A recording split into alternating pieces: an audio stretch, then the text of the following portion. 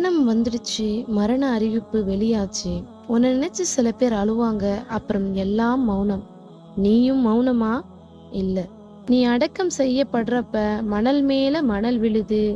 பின் உன் அடக்கத்துக்கு பிறகு அந்த இடம், அந்த கபர் உன்னோட பேச ஆரம்பிக்குது. நபி ஸல்லல்லாஹு அலைஹி வஸல்லம் அவங்க இத பத்தி சொல்றாங்க. ஒரு நல்ல மனிதன் நம்ம கபர்ல வந்தா, கபர் சொல்றதாம், நீ என் பக்கத்திற்கு வரவேற்கப்பட்டவன் தான். உன் மேல நான் பறந்து விடுவேன். உனக்காக நான் அழகு காட்டுவேன் அப்படின்னு. அந்த மனிதன் படுத்தபோது அந்த கபர் இந்த பூமியில இருக்கிற எல்லா தொல்லையை விட்டும் ஒரு ஜன்னத்தில் இருந்த ப்ரீவியூ மாதிரி காட்சி அளிக்குமா. ஆனா பாவம் நிறைந்தவன் வந்தா அவன் மேல மணலும் கல்லும் மேல அழுத்துமா.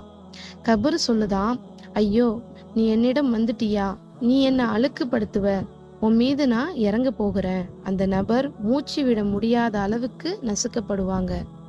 அது படுக்கும் இடமா இல்ல உயிர் சிதறும் இடமானே தெரியாத அளவுக்கு நசுக்கப்படுவாங்க.